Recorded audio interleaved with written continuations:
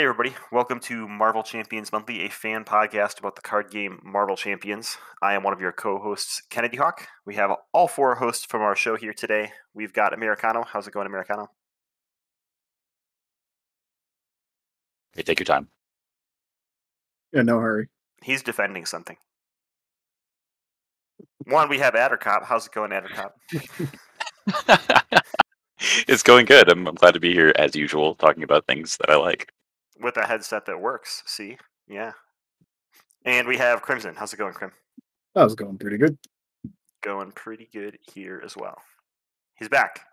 Hey, Hey, we have Amerikano. How's it going, Amerikano? it's been better, but if this works, I'm happy to be back. Somebody is thwarting your headset right now, huh?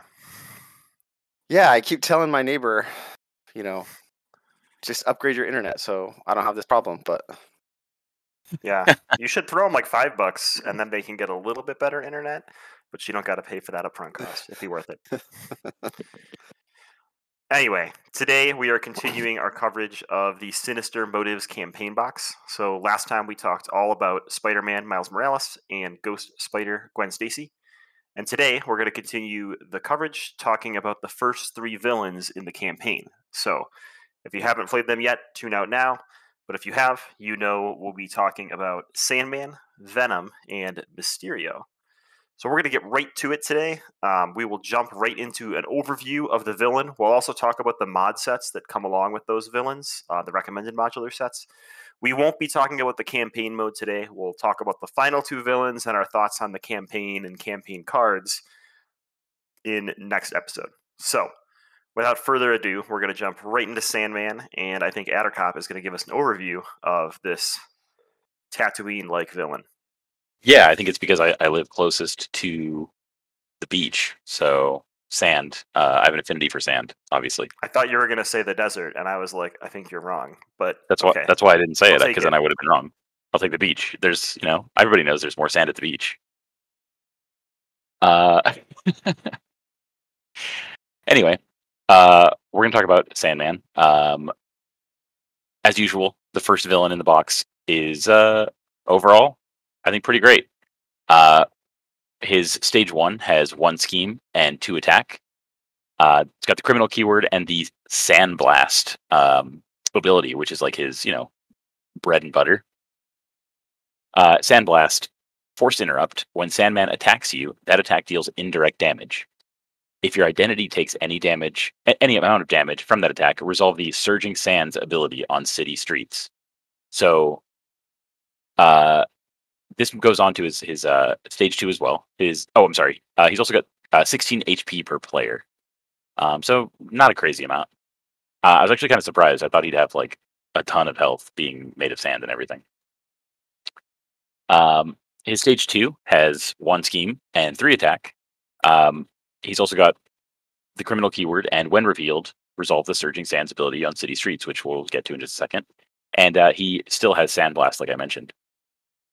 Finally, on his level 3, he's got 1 scheme and 3 attack, and when revealed, place a sand counter on city streets, then resolve the Surging Sands ability.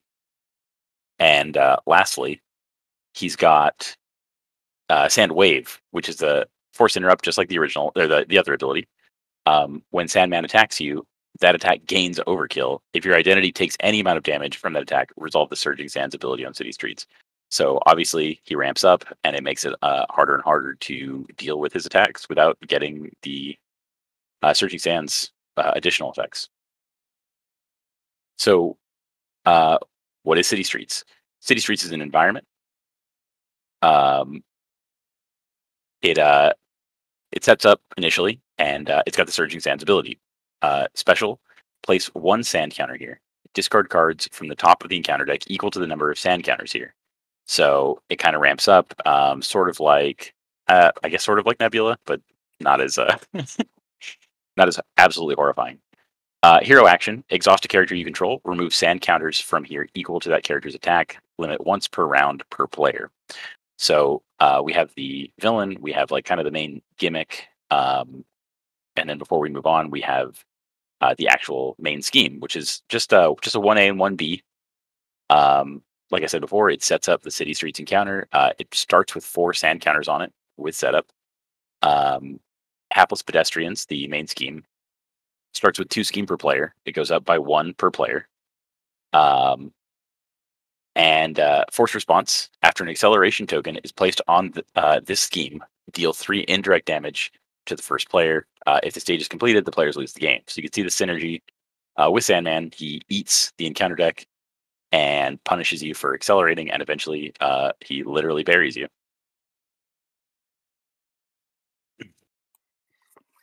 Love it. All I can think about when playing this is the Anakin scene where he complains about sand, and we just quote it over and over and over again. It's super fun. Just nonstop. Yeah, setting up this this encounter was really cool because like the mechanic was apparent immediately, and I liked it. Like I knew that I already liked it, like thematically. So perfect. As I usually say, like the theme is super super important to me, and this nails it. This is the best initial scenario we've had in any box of the 4 boxes. Well, I guess I don't know about that. No, it is. My boy Crossbones. I don't know. No, Yeah. I think this is better than Crossbones. I have to agree with Amerikano on this one. I'm actually going to agree as well, but it's for many reasons. I just wanted to fight for my boy Crossbones. I'm not saying that Crossbones is bad. I think Crossbones is a really good scenario. I just think this is the best one of the initials. I guess that's not very well. The other 2 aren't very good, but they're okay. I like them both, and if I'm going to sell a new person on Marvel Champions, I think you can't go wrong with either Sandman or Crossbones for teaching them the mechanics of the game, how villains work, how like important threat is, and all sorts of things like that. And I think they're both really, really good. They're both top 10 villains for me, for sure. I think this is definitely an improvement over like Rhino. This allows a player to see an environment card. It allows a new player to see more interactions between certain things. They're not complicated interactions either. Exactly. They're very straightforward, easy to understand. This is a great scenario for a new player. To me, what I really like about this scenario, and I think Attercop hinted at it, like the city streets can feel a little bit like Nebula's ship. And we've talked enough about the tax that is Nebula's ship. And city streets can kind of feel like a tax when you have to clean up those sand counters. You got to send your hero out there with a broom and a dustpan and sweep up some of Sandman's body, I guess. But it's a lot more fair, right? Because you can build around, I'll get to a high attack or use my highest attack ally for that. And you can share that load across multiple players in multiplayer. Whereas in Nebula, whenever you were the first player, you were like, cool, I get the Milano, and now I like don't get to have any fun this turn. Whereas here, since you can use your allies and you can use your heroes, and you don't necessarily always have like a ton of sand counters once you get them under control, it feels a lot less painful as attacks. Now, we didn't get into all the other cards in his kit, but my favorite thing about Sandman is I feel like a lot of times with the villains, there's like 18 cards in their kit, and like 12 to 14 of them are like perfectly thematic and work with what the villain wants to do mechanically. And then there's just 4 random cards that seem to not work with mechanic at all. But there's none of that in Sandman. Like every card ties into his key mechanic, and the way the main scheme, when you place an acceleration token, deals damage, but his whole mechanic is about milling, but it's also about this sand counter management. Mm. We've talked about a lot in Galaxy's Most Wanted how 2 scenarios are trying to like push 2 different design spaces, but they're not gelling well. And here, Sandman's doing like 3 things in the first scenario, and they all like are cohesive and relate to each other and build into each other in this beautiful way. And I think that that's a beautiful, rare occurrence that like I feel like every card is like not necessarily necessary, but every card is like fun and engaging with the villain scenario. So I love that. Yeah, I literally just sold somebody on getting back into Marvel Champions because of Sandman. They were saying, "Oh, should I pick up?" Because they hadn't played since before I think Galaxy Most Wanted, and they said, "I heard GMW was difficult. What would you recommend that I do to get back into the game? And is it a good time to get back in?" And at first I said Mad Titan's Shadow because it was great, obviously. But then I stopped and I thought about it for a second. I went, no, wait. like Sinister Motives is really, really good. Sandman is a lot of fun. And it's cool to see how the game has evolved since you've been gone. And honestly, like a lot of that is on the back of Sandman. Yeah, that's awesome. I had the same experience. A guy in our group had quit after Mad Titan Shadow, and he didn't pick up the heroes in that last wave. And he said, "I'm still going to play with you guys on Friday nights, but I'm not going to buy it anymore because, like, I feel like we're just spiraling a sink with the scenario design feeling samey and not being cohesive." So he came over and we played the whole campaign on one night. And after Sandman was finished, he like went to our local game store website and like pre-ordered the box because he was like, "This box is awesome." And I'm like, "Oh, Sandman is doing his job, just selling the dollars." Yeah, definitely. I think it's mechanically too on that environment. I think for Surging Sands, it's really important that special ability says place one sand counter here. That's the first thing that happens because then you discard cards. It's always going to discard a card. And it's not that it's not overly punishing. I mean, you can let it get out of control, right? But it always goes, and this is, I mean, we've talked a lot about the theme, which I think is on point with this, but mechanically speaking, it's always going to push his end game, one of his end games, right?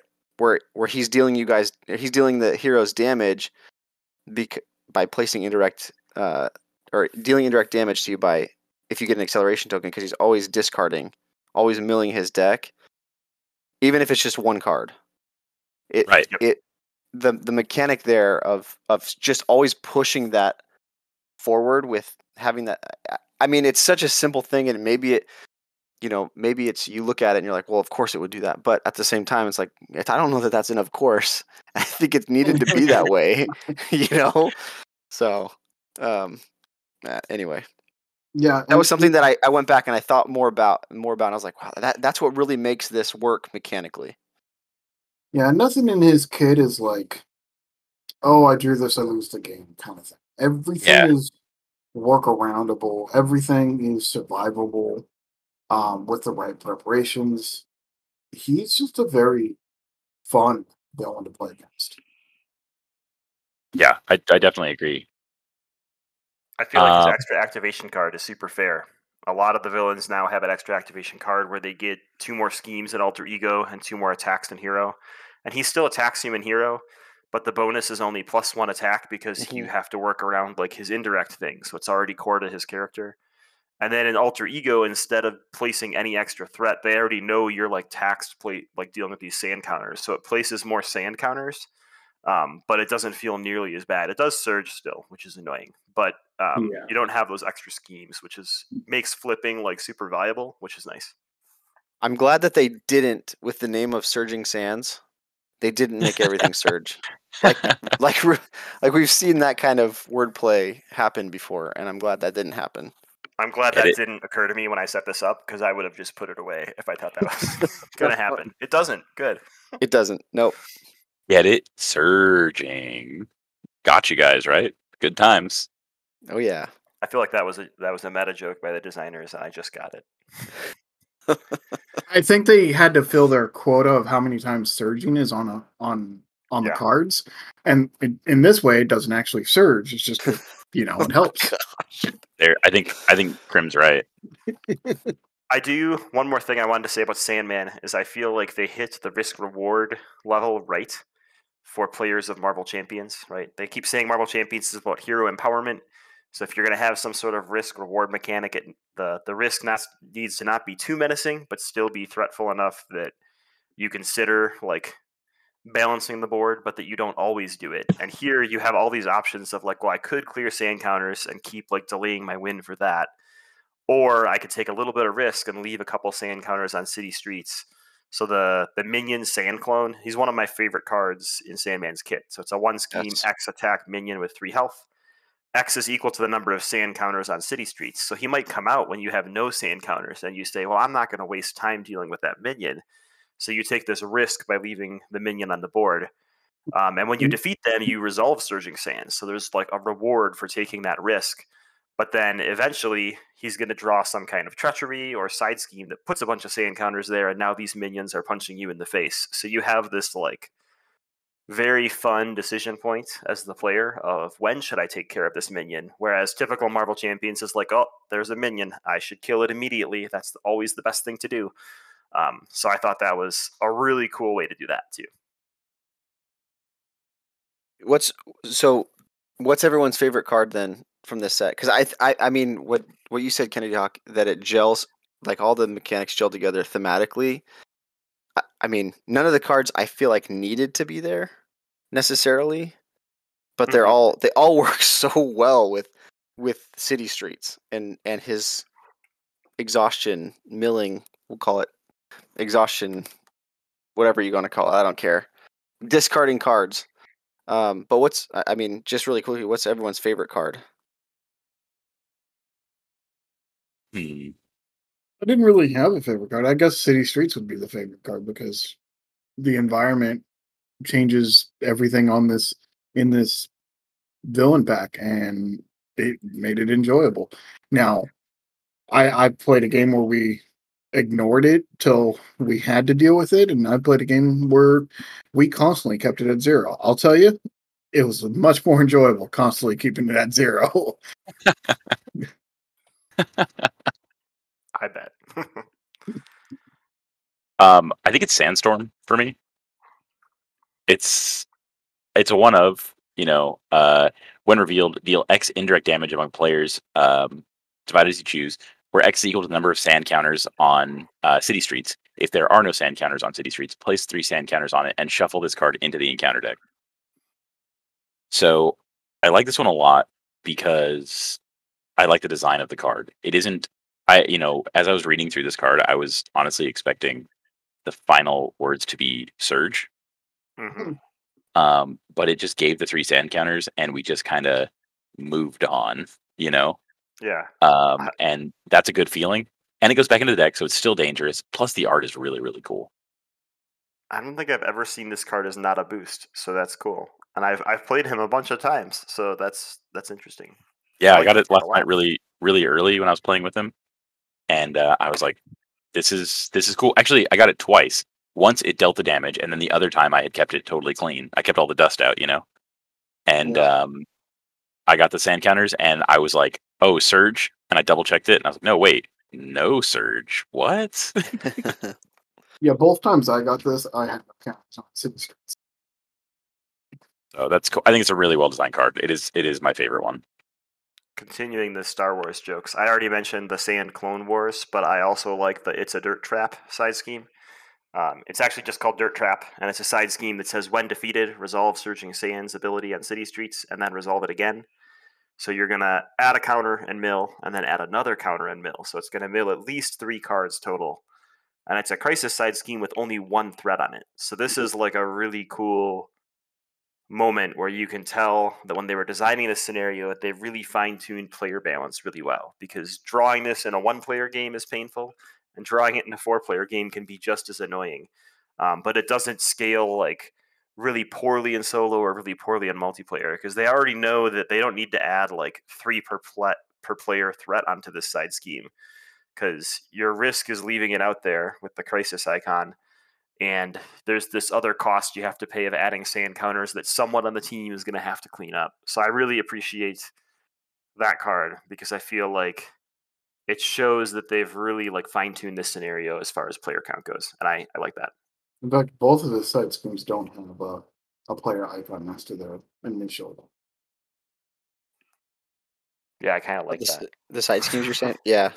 They just have a flat threat added onto it. Yeah. Much nicer. What about you, Amerikano? My favorite is Sand Clone.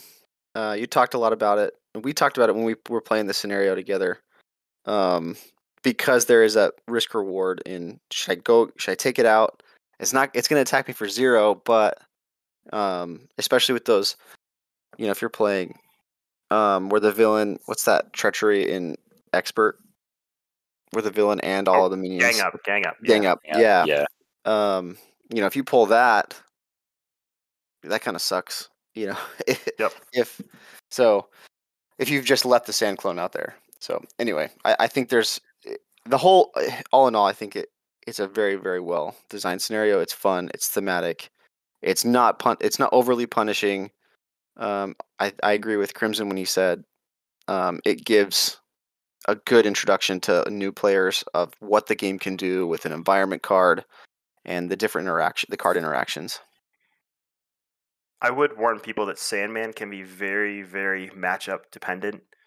So luckily, Ghost Spider and Miles, who come in this box, are really good against Sandman because he's really weak to status conditions and he's really weak to characters with 3 defense because they can block a majority of his attack and then assign the indirect damage to an ally and avoid placing sand counters. But if you're playing someone with like a 1 defense or even a 2 defense that doesn't have a way to boost it and doesn't have a ton of allies, you can like quickly rack up a ton of sand counters, especially in solo, and you end up deciding, should I defend or should I just take a sand counter and then remove 2 with my attack? And that becomes kind of a, not a feel bad, but like a different moment. So deck building for him, you definitely want to include a lot of allies that have a lot of health, like Hulk Ally and US Agent. I mean, you can assign a lot of sand counters or indirect damage from Sandman to them, and then still defend with your hero to sort of reduce the amount of indirect you have to put out. But there are definitely some heroes where the matchup is a lot harder than others. So if you're playing with the box heroes, he's like a really good introduction. But if you give somebody maybe a weaker hero on defending, it might be a rough ride for that first game until you figure out the mechanics of how to play around his indirect damage. It might be a little gritty. Yeah. Yes. Back with the jokes. Back with the puns. I'm glad you're back, Amerikano. Thank you. So should we grade it and go to the mod or should we go to the mod that comes with it first? Let's grade it. Okay. But first, does anybody have any piloting tips against Sandman? Are there any tips or tricks you would offer people? Keep the city streets clear. Yeah. Keep your house clean. Yeah. Get the broom and dustman. I would say keep it reasonably clean. Like, at the end of the day, the villain milling is annoying because you get acceleration tokens. But if you're playing in 3 or 4 player, 1 acceleration token does not bother you. Obviously, don't let it get too out of control, or you'll have a bad day with Sandstorm. And super important to realize is that it doesn't cause consequential damage to your allies. If you have allies that aren't really attacking or thwarting at the moment, use them. It doesn't hurt them. You're definitely That's exactly what I was going to say. Yeah, if you're playing, especially if you're playing with Ghost Spider, exhausting her to clean up the city streets feels bad. No, it doesn't. So you'll want to use your allies probably for her. And I would say almost never use your ally to defend against stages 1 and 2. No. Since he does indirect damage, they don't actually reduce any of the damage you're taking. So you should always use your defense stat if you're going to defend. And then you can just spread the damage to those allies, but still keep them alive so they can clean the streets or do an activation. That way you avoid more things going on to the streets. Now, when you get to stage 3 and he gets overkill instead of indirect, that might change a little bit. Maybe you want to block with those high health allies and try to avoid getting damage on your identity. But when it's indirect damage, I honestly can't think of a situation where you want to defend with an ally, because you could always... Maybe if you have regroup out or something like that, you could always just assign that damage to an ally, but reduce some of the damage with your hero, so it doesn't make a ton of sense. Yeah. The consequential point, I was playing with Vision last night and was using Vivian to just keep things clear. You know, she's only got 2 HP, but she has a 3 attack, I would say, most of the time. And so, you know, she I think thwarted the first time because that was pretty nice. And then after that, she was just digging the streets, just keeping everything clean forever. And that was pretty awesome. Good value out of a 2-cost ally. Nice. Yeah, Blade's also a good value. Really, really good one. Yeah. Yeah, I used Wonder Man a lot because he's a 1/3, right? And you have to discard a card to attack with him. So he just became literally a broom and dustpan. Yeah, you really would use him because he's in leadership. So gotta stand brand. I'm just kidding. I'm just kidding. I think Crim Suggestion is the best one though. Blade. I mean, change his name to Broom, right? Yep. Did you use a marker? Did you use a Sharpie and cross it out and change it to Broom? You can't defile that card. It's too good. Okay. Yeah, Wonder Man, maybe. Just on the sleeve. Just on the All sleeve, right. yeah. Let's grade this sandy mess. It's a good A for me.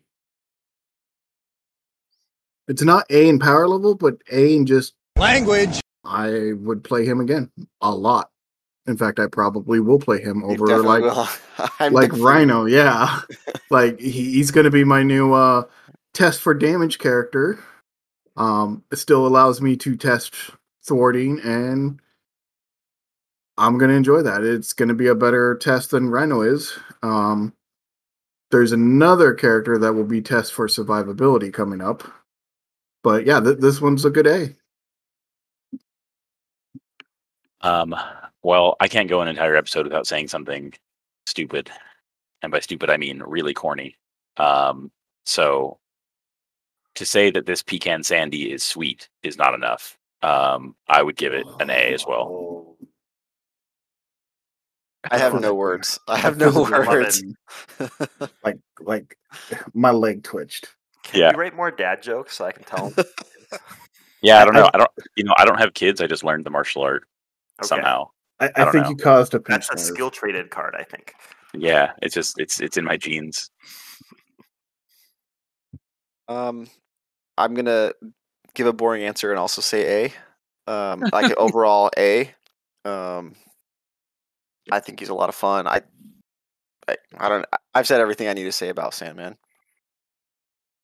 Dang it. It sucks when we all agree. I'm going to say A, but I'm going to say Sandman's probably a top 5 villain for me. Like, I wouldn't say necessarily in difficulty, but I think if you don't build to, like, counteract his ability, he can still be a super hard villain. So you can make decks that maybe don't run a lot of allies and then see if they can still survive Sandman, and that can be, like, a really good test. He's thematic, which is really important to me. He's fun. He's not overly powerful. You always feel like you're going into the game with a chance, but he always has the ability to muck with your day a little bit. So I think that he's definitely an A, and I can't see him dropping for a while. Yeah, usually I have 3 categories for villains. I have testers, oh my god, this was epic, and throw this Language. trash. Ronan tier. Got it. He is definitely one of my testers. That's what I like to hear. Grim. Would you say that your villains fall into 3 categories that you could define as vesters, testers, and the resters? I would say Yes, you definitely should say that. I think that you should definitely say credit that. Attercop. Dude, I'm hitting only homers tonight. I don't know Someone just what's wants up. you to write an article. That's what I don't know. Oh, All right, there's 2 mods you're supposed to use with this setup, or recommended mods, right? Yep, One of them which might I be did. required. I can't remember which One one. is are they? required. One's required and one's recommended. So the Yeah. required is City in Chaos, Nice. and then the recommended is Down to Earth. and they are sweet. They're so good. Yeah, these ones aren't so bad. Oh, There's ones later. We'll talk. So City in Chaos is the Rhino mod. You get a Rhino minion who's an 8 health minion with 3 attack. He has steady, and his attacks gain overkill and piercing, and he is a monster. Fear not. Oh yeah. Oh, Luckily, he is has a 0 beast. scheme, so you can always hide from him. no, he's a criminal and elite. No, he's a beast. Yeah, he's not a brute. Isn't Nope. that disappointing? Come on. He's not a retrade not a him. monster. Retrade He's him. not a beast. He's not either of those things. He's criminal and he's elite. That's it. Sorry, guys. He's an elite beast. He's an No. elite beast monster. No, What he he's is a doing criminal. Is he's calling in favors. He has a treachery that will let him scheme with +2 scheme, and if he's not in play, you're going to search for him and put him into play. And then he's got a couple treachery cards that have peril where you make a choice, and you either exhaust a character you control and spend a resource, or place an acceleration token on the main scheme, which is almost never the answer to choose, unless you're like, I can win this turn in your hand. So maybe in multiplayer, that's not as big of a deal. I like to do it just to make my team mad, but and generally I get booed then. So I do like Peril. Peril's a pullover from Arkham Horror, and I enjoy it there, and I definitely enjoy it here. When you guys play with your groups and somebody draws a peril card and they read it out loud, do you react and you're like, no? Nope. Dan does. Kennedy Hawk does. do I? No. What did I do? I read a peril card and you're like, I can't help you with that. And Oh, like I that's know, right. Yeah. Oh yeah, and I you, like, don't react at all. I try to like. Yeah, I Usually don't we don't react read at them all. out loud. We in our play group we force ourselves to read those silently, and then we just do the ability and then put it in the discard pile, and everybody reacts afterwards because Like that's that a how lot. it feels like it would be in battle. Yeah, I like that a lot. That's how I'm going to start doing it. It's just doing what it tells me, like to myself. There was a turn in our Sandman group where I decked out and I got both copies of Now or Never. And I drew them and I was like, it's a peril card. And then everybody sits silently while you make your decision. And I placed an acceleration token because the guy next to me was the first player. And then he took 3 damage from Sandman's scheme. And then I drew my second card and it was another Now or Never. And I was like, it's a peril card. And then I just put another acceleration Oh, token to man. be like, here, not my problem right now. I don't want to spend my dollars. It was Oh, you're mean, mean. but it was worth it to see the reactions. So here's my question: Okay. how bad is City and Chaos with the Rhino villain? I don't know. Haven't what? Yeah, I don't think you can play the Rhino. You can. So in the RRG, if a minion is revealed that is already in play because they're a villain or something like that, they just get discarded and gain Surge. So it's not a big deal that Rhino minion is in there. He's just a blank card that says Surge. But Okay. calling in And favor is like and a a 3 third boost card. advance that just ends your game. Yeah, and it's a 3 boost card. Playing solo, I would never play Rhino with this in solo because Yeah. like Rhino scheming with +2 scheme and the auto threat has the chance to pop you right there. And Now or Never, you place an acceleration token, you basically lost. So Yep. multiplayer, I wouldn't mind it, but solo, nah. And Okay. then he does have a side scheme, Panic in the Streets. This card actually hurt me a lot.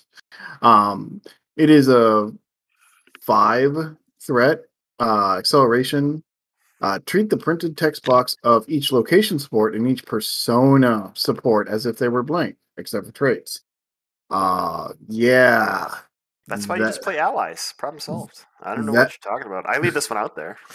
no, this one wrecked Gwen's dad. That's for sure. I had to get rid of it real fast. Yeah, that 5 unscaled threat is a little rough in solo. Historically it's- speaking, yeah. things from the Spider-Man universe have wrecked Gwen's dad. So, yeah.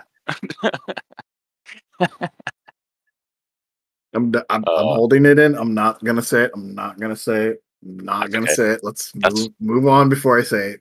So it's thematic. All right, let's go to Down to Earth. So Down to Earth is a really cool mod that's plagued by 1 card. So there's 3 weenie minions that again have this cool risk reward mechanic. 0 scheme, 1 attack, 3 health. So you can probably ignore them. They do surge because they're pretty ignorable. And they have an alter ego action. Spend a physical resource to deal 3 damage to common criminal. If this minion is defeated this way, which it should be unless it has tough or some weird attachment, choose to either draw 1 card or remove 3 threat from a side scheme. That is so cool. I love things that make me flip to alter ego and not in a painful way.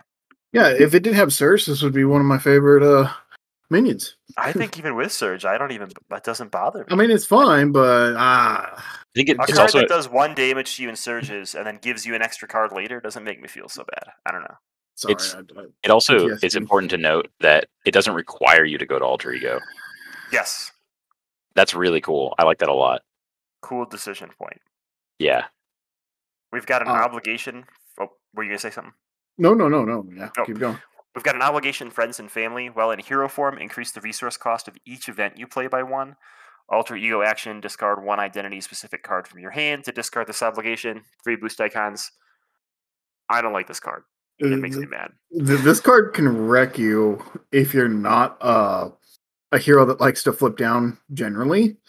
Both times I've ended up getting this, I was playing heroes that want to constantly flip, so it didn't hurt as much.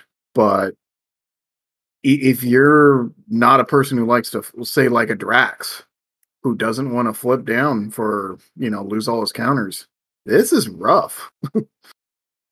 Yeah, and increasing the cost of each event. When I play event-heavy decks, I play real cheap events, so I can play multiples per round. and this just kills that. I wish it was just the cost of the first event or something like that. I also don't know thematically why having friends and family makes it more costly for you to do events, but that's a different question. You Now, exert more effort to escape Yes. them, to go Makes- do your hero things. That's It right. makes it harder for you to play Marvel Champions because your friends and family take all your time. You know what? there we go. That's so true. volunteer work. This card is a little rough. So it's 3 per person threshold, an acceleration token. You cannot thwart this scheme. Alter ego action. Spend 2 resources of any type. Remove threat from this scheme equal to your alter ego's recovery. If your identity is a civilian, draw a card. Now, I was playing Gwen with this, so I was at least recuperating a little bit. But woo, in an odd number player game, this card is even worse because you're gonna get stuck with that 1 left over. In an even number player, so 2 and 4. I mean, 4. It's horrible in 4. Let's not Why sugarcoat do you that. get stuck with 1 left over in an odd number game? Like, Because so Where's this it going? depends on your recover, right? right, it depends on your recover. Okay. I guess every time I was doing it solo, I was getting stuck with like Mine's recovery is 3. Gwen's Yeah. recovery is 3, so it matches up. But like Miles is Right. 4, I think. right. So And then yeah, he would end up wasting a little bit, if you will. yeah. But we played in a 3-player game, and the math was bad, like really bad. And I can't remember who was the other 2. I know one of them was War Machine. But the other one had a weird recovery, and they had a downtime on him. So he was able to get a lot off, but he couldn't clear it. We had this running joke. There's that new shield card that's Homeland Intervention. Exhaust up the 3 shield cards you control to choose a scheme and remove 2 threat from that scheme for each card exhausted. That's not a thwart action. So It you is can not. there's volunteer work that needs to be done, and you're like, I summoned the helicarrier and all these shield agents, and they're going to fix it with their guns. Yes. And it's super not thematic, but I love the what if Marvel scenario of it. Like, we're just picking up trash on the side of the road, and the helicarrier comes down and just starts disintegrating the trash with us. It's real fun. They don't need to do it with their guns. They just come to the school and they explain what they do and they lie No, about that's it. not how our group plays. I don't know. In that scenario, do all the shield troopers come out and go hup hup hup hup hup hup hup as they're doing it? Yes, exactly. Good. Perfect. That's I'm amazing. proud. Whenever this is revealed, I start a stopwatch. So I have a counter here next to my play area, and I count it as volunteer work. So when I update my resume, I put in 5 hours of volunteer work, and I think that's fine. That's a good point. If you're like a high schooler that's trying to get into NHS or something like that, Attercop will sign your form saying how much volunteer work you did. So Yep. Spend a lot of resources, and you can let it linger for a while to get extra credit. Yep. Tell me about the resources that you spent and how many turns it took, and then maybe like another 2 pages essay. In the end, I definitely do like the Sights game. It's so different than other Sights games we've seen. It was kind of refreshing. All right, there's 2 more treacheries we'll go through really quick. We have Threat or Menace. You may change forms. If you are in hero form, place 2 threat in the main scheme. If you are in alter ego form, you cannot change forms during your next turn, which is inevitably also going to place 2 threat in the main scheme. But it's a free flip, which can be cool sometimes or helpful sometimes. So there's that. Yeah, it was okay. And the last one is loose ends. When revealed, search the encounter deck, discard pile, set aside area, and remove from game area for a copy of your obligation, then reveal it. During that reveal, if you change to alter ego form, discard 1 random card from your hand. If your obligation was not revealed this way, this card gains surge. The only time I'm How is that possible? I'm hoping this card has surge. How is that possible? Encounter deck, discard pile, set aside If it was area, like dealt to you face down and you had 2 cards, okay, you'd search okay. everywhere and not find it. So I'm or like, that's if you all ripped it up and threw it out of your collection. Another I guess useful tip that's from true. Kennedy Hawks. There you go. So that's the right way. That's a good way to do Surge. I hate this card. I didn't before this card. I didn't realize that removed from game was a game area. Like Yep. Mhm. It's the exile area. I don't necessarily agree with it, but I'm not the designer of the game, and it makes it so much worse. I mean, because if you've already taken care of it, you've already taken care of it. But I guess thematically it works because you still have the loose ends. I don't know. Yep. Yeah, it was real painful as Stace, as Spider-Gwen to have her thing come back after you thought, oh, I'm safe now. Let's load him up. Yeah, let's load him up. Yeah, don't do that if you're playing against Down to Earth.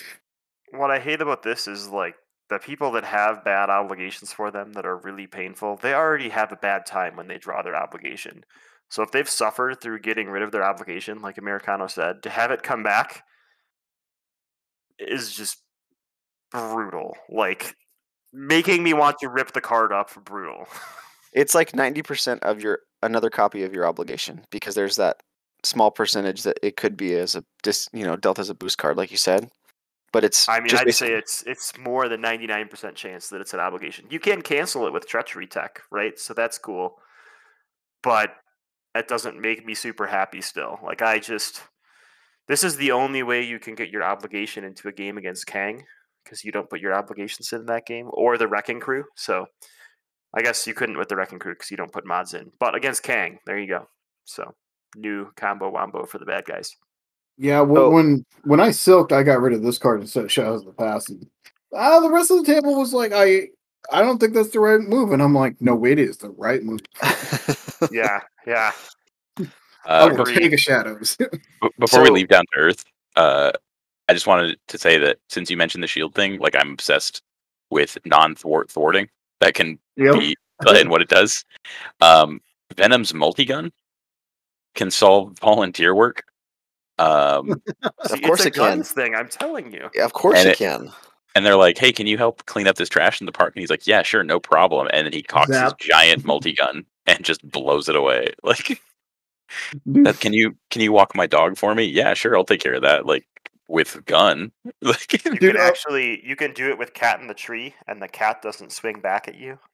Which is a campaign side scheme we'll talk about another day, but basically it's a side scheme. When you thwart it, you take indirect damage to it back because this cat is like scratching you as you pull it out of a tree, or you're Venom and you're like, "Can you get this cat out of the tree?" Sure, bang, and it falls out of the tree. dude, when they do Deadpool, if not every one of his cards are titled something like "Can you walk my cat?" Sure, with my gun or something like that, I'm gonna be severely disappointed. I'm writing the letters as we speak, Krim. There's an episode of The Simpsons where Homer gets a gun and uses it for everything, like changing the channel and opening his beer, and that's what this feels like, and I'm all about it. Like just to be real, like I'm all about if I can just gun my way out of these problems. Well, I'm glad we've brought that to light. This is Yeah, I'm so excited. all right. The biggest disappointment of Down to Earth to me is when the set leaked like 2 weeks early, but in French. All the Google translators translated Down to Earth to Feet in the Streets, and I was like, that is such a cool mod name. Like, I love it. And then it came out, and I was like, Down to Earth. I mean, I get it; it's a cool pun, but it's not. It's no Feet in the Streets. Feet in the So, streets. that's what we call it still at our table. That's a good. I'm now. Yeah, this In the table is streets. joined it in the streets. All right, we should move on to the next villain, or are we talking about Down to Earth more? I will try to go quickly through Venom. Okay. Yeah, we lingered on our favorite villain for long enough. Oh no, we didn't. Venom.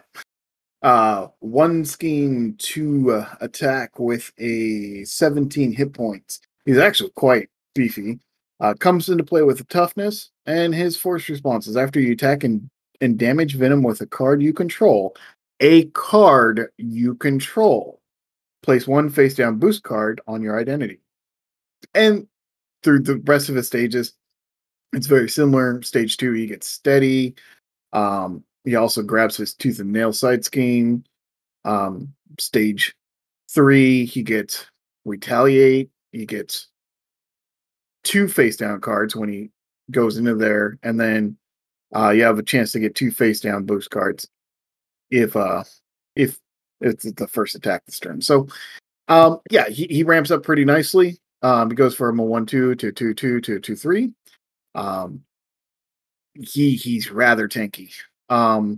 His big kind of environment thing is bell tower. When so it's got a quiet and a ringing side. When there's at least 3 charm counters per character or per player, flip this card. When any amount of damage would be dealt to Venom by an attack, you may place that many charm counters here instead. The ringing side is increase all damage that Venom takes by 1. If there are no chime counters here, flip the card. When Venom's attack would deal any amount of damage to an identity, remove that many chime counters from here. For each counter removed, prevent 1 of that damage. I'll be honest. Every game I played against Venom, we just left this thing alone. So Really? if anybody actually got to use it, well, I definitely would want to hear more about it. But we just Let's talk about ignored it and went face to knuckles on this guy. Okay, well, let's talk about his main scheme first because I think it ties into it. Yeah. So his main scheme is 2 per player, gain 1 per player. It's a single scheme. When Venom activates against you, move any face down boost cards from your identity to Venom. If the stage is completed, you lose the game. So yeah, that's what makes his ability on him. I mean, right. obvious. It maybe seems obvious. You're going to put those face down boost cards. Yeah. Like you're going to trigger them, but that just clarifies it, right? Yep. So, as he's attacking you, he's getting those extra boost cards that are in front of you.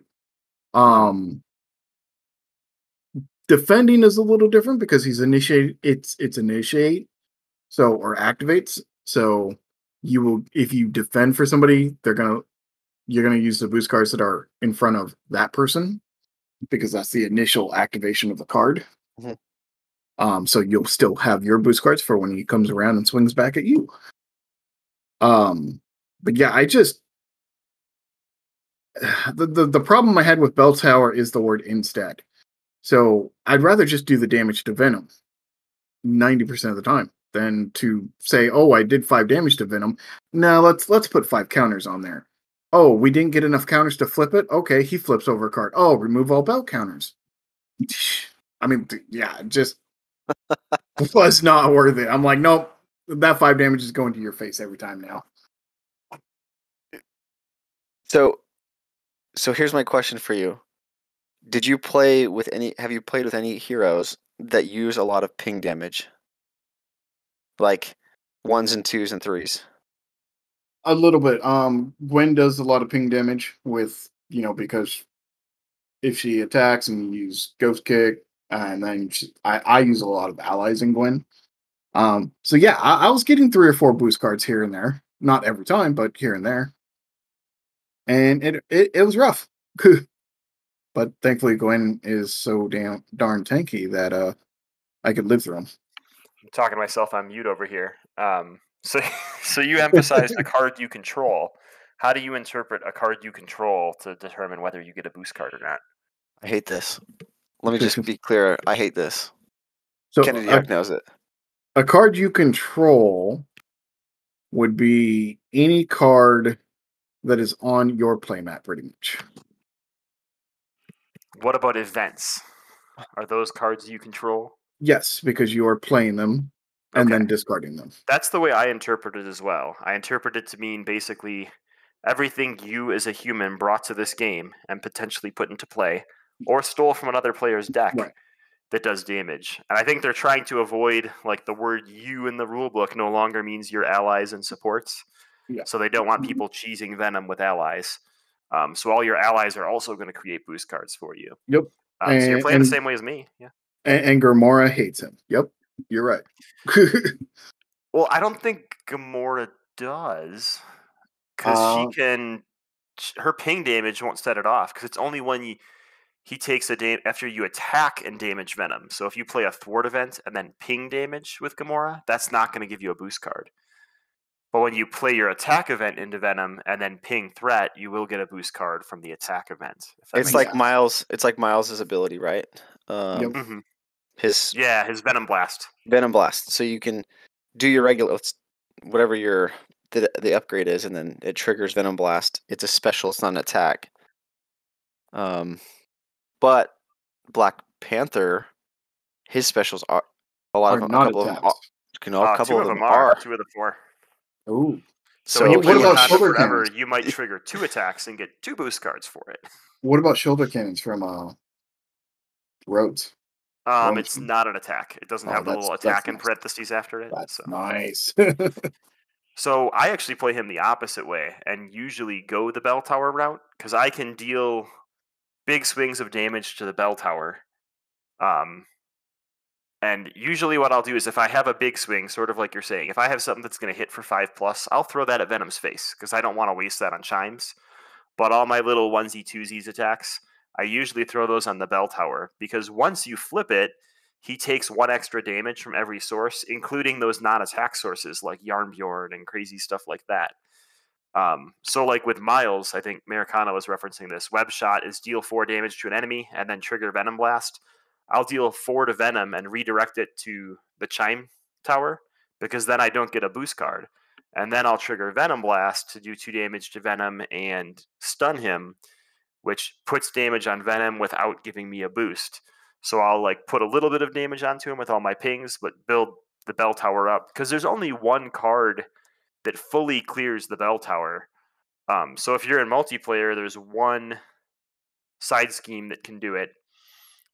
So it doesn't feel as bad, especially if you can like, as a Justice player, you one way or another that side scheme right away and get it into the discard pile, or as a Gwen player, right, you save your pirouette and punch to cancel its when revealed because that's the part that removes all the chime counters.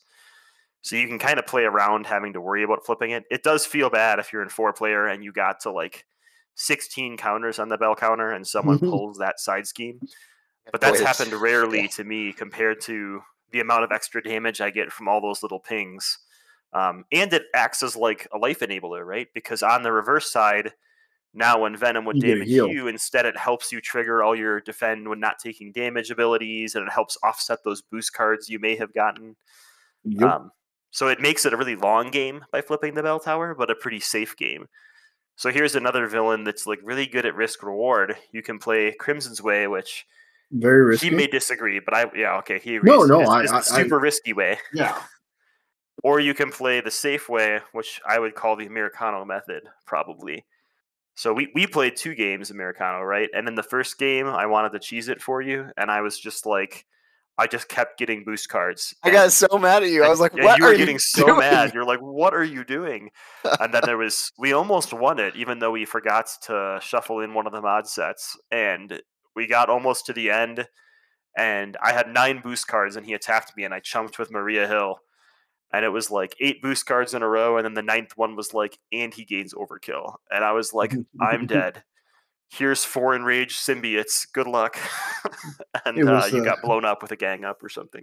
Now we're angry. Yeah. So, I mean, I think that it's really fun that you can have that risk reward method. And like you kind of choose your level of risk, right? If you're a protection player and you're like, oh, well, I'm running Defiance and Preemptive Strike, so I kind of want 3 boost cards, then you can do a little bit of damage. And if you're more of a less risky player, or if you're like the supporting character on the team, you're like, I am damaging the bell tower because all you idiots are hitting Venom, and it's making it very hard for me to keep you alive. So it's fun. Yeah, I like that there's different routes to do it. And if Crimson, if you've had success just pounding him in the face Yeah. and trying to rush him, that's awesome. I mean, because anyway, I think it's I will agree with what Kennedy Hawk said, that playing the bell tower route tends to lead to longer games because you're focusing on the bell tower first, and then once you flip it and you're like, all right, I'm good. I'm good hitting him for however many I need to because I can defend or maybe block, and then maybe even if he gets some overkill, I'm still not going to take damage because of those chime counters. So Yeah, it's like Groot's force response. It's like a protection for Mhm. him, like a shield. It's what it reminds me of a little bit, but Yep. it feels better because it's an option for you to go and do it. I like to do it, but it doesn't have to be done. What was So your thoughts? Oh, go for it. So I played him 4 times, 2 solo and then 2 in a 3-man group, and each time we've ignored the bell tower and have had success. So you can definitely rush him down or just go toe to toe to him. I would love to try him using the bell tower. I'll probably do it in a solo game because it's a little easier to manage. Yeah. What were your thoughts, Attercop? We hadn't heard from you yet. Yeah. I'm super hung up on Now We're Angry. And no. Like I'm sorry, in a good way. Like I can't look past anything besides flipping a copy of Now We're Angry and it not having surge and being like, wait a minute, this is fanaticism. Where's the surge? The surge is that it reveals itself when it's boosted. Sure. That is Doesn't true. Yeah, I think that came back a couple times, right? Kennedy Hawk. That Yeah. So fanaticism um, is just 2 boost icons, so it doesn't come out on boost. And here you actually have a way to remove it, right? You have to. A lot of the cards encourage you to interact with Venom's ability, which is the opposite of the Bell Tower route, Right. right? If he gets his side schemes out or his Now We're Angry, they all have ways for you to like. Now we're angry. We should read it. Is an attachment with 2 rage counters and uses. It gives him overkill and +1 attack with the response, forced response. After Venom takes any amount of damage from an attack, remove one of his counters. So you're going to have to hit him with 2 attacks and generate 2 extra boost cards, and then you can get rid of the attachment. Likewise, he's got side schemes that do the same thing. They have really high scheme counts that aren't player scaling, but anytime he takes damage from an attack, you remove an equal amount of threat from here. So you're able to remove threat by attacking into his face. So it's encouraging you to get those extra boost cards, which I think is a cool way to balance people that are trying to just take the quote unquote safe route. and it gives you the choice though, right? That for Yeah. me is the huge thing with this scenario is like lashing out the side scheme response after Venom takes any amount of damage from an attack, remove an equal amount of threat here. You don't have to. You can just thwart it. If you're playing with Hulk or like Drax or somebody that has a huge attack, you'll want to do that. You'll probably want to remove the threat by doing an attack to him. But like Now We're Angry is my favorite card in the deck because I like to go the bell tower route, but he's forcing me to attack him to get rid of this +1 attack and overkill, which in turn deals me, these encounter or these boost cards, which Yeah. it's another very well designed scenario, just like Sandman, where the theme and the mechanic, like the multiple mechanics, mesh well together, and I think thematically too with the tower. Although Crimson, I'm sorry and sad that you kind of just ignored it. I feel like it works thematically with I'm Venom. sure it does. Now I've been playing Now We're Angry as if you flip it over as a boost card, you reveal it, and its effect becomes is taken into effect during that attack. During that attack. Correct. Yep. That's yep. right. Okay, that's how I'd been playing it. It just felt the worst way, so it felt the right way. Yep. So it's like it has a 1 boost icon on it essentially, And but it's overkill. So it and really and hurts overkill. you to chump block, right? So Right. Yep. which is it why is you imp- Miles died. yes. I think it was a different overkill adder, or maybe it was the one that added. Well, we'll get there. What I was just going to mention is that there are a lot of cards in Venom's kit, but only one of those cards actually doesn't have a boost ability. So target acquired, super strong against Venom because, like you just said, those 2 Now We're Angries basically become +1 boost icon and an overkill. So if you chump with Maria and he's got 5 boosts, you're probably dead. There's another one that also the boost adds piercing. So there's 4 boosts that remove chime counters. So there's a ton of ways for those boosts to mess with you. I've even had one where I chumped blocked with like a tough Maria, and between the 9 boost cards he had, because I was playing the Crimson sort of rush him down way, he gained piercing and overkill and like 7 boost icons and killed me because he pierced through my toughness, killed my ally, and then overkilled onto my face. which was real painful. So, which is a very real possibility when you get multiple boost cards from doing attacks to him. yes. Because I mean, it's just that's the nature of the set, which is I don't think is a bad thing. You just have to be aware of it, or you should be aware of it if you're going to be dealing yourself multiple boost cards. And defensive cards that prevent all damage are incredibly useful against him. Yes, Captain America Shield, Yeah. really good. He does have one required mod set, and then he uses Feet in the Streets, we're going to call it. No, what's the real name? Down to Earth. So I think we should go through his required mod set, because it's hard to evaluate him as a villain without talking about the set you have to include. Okay. No, yeah. And it's actually a really good set. Yeah, do you want to go over it? Yeah, so it does come with 3 enraged symbiotes, which we've seen before. It's called symbiotic strength. They're amazing. Especially for those heroes that love getting minions on them. He's got improvised weapons, which gives him I forget the name of it. Amplify. But you can get rid of it by discarding some resources of each type. He's got violent tendencies, which you attach to him, and then after he takes any amount of damage from an attack, give the attached villain 1 face-down boost card. If the attack did 3 or more damage to the attached villain, discard this card. So it kind of ups his current ability. He's got his own. I really dislike this card, Violent Tendencies, because his ability places the boost card on your identity, and then this places the boost card on the villain. Yeah. So it could pass it to another player, and then I've had 4-player games where we all have boost cards in our area, and then there's another boost card by the villain from Violent Tendencies, and then someone decks out, and all of a sudden we have 6 piles of face down encounter cards, and we're like, whose boosts were what, and what are my treachery cards? So I wish, I understand that it's in a mod set, so it could be played with not Venom, but in Venom's set, it adds another stack of face down boost cards, which can be annoying. Yep. He also has his own version of Webbed Up. So attached to your identity, when your hero would attack, discard Webbed Up instead, then you are stunned. It has a boost skill, which is you're stunned. If you're already stunned, take 2 damage. The Webbed Up part sucks, but hey, we've done it to other people. It's okay for us to get webbed up once in a while, but that boost sucks when you're flipping over 4 cards and all of a sudden you're stunned afterwards. That boost is rough. And then he's got 2 of the swinging assaults, which is pretty much assault. So if you're an alter ego, change to hero form, the villain attacks you. When revealed in hero form, the villain attacks you, the villain gains 1 additional boost card. So it's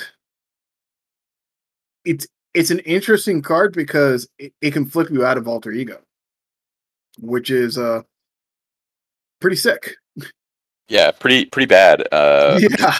Across the board, right? There's not scenarios where you're like, oh yeah, this is fine. Yeah. No, usually it's that bad.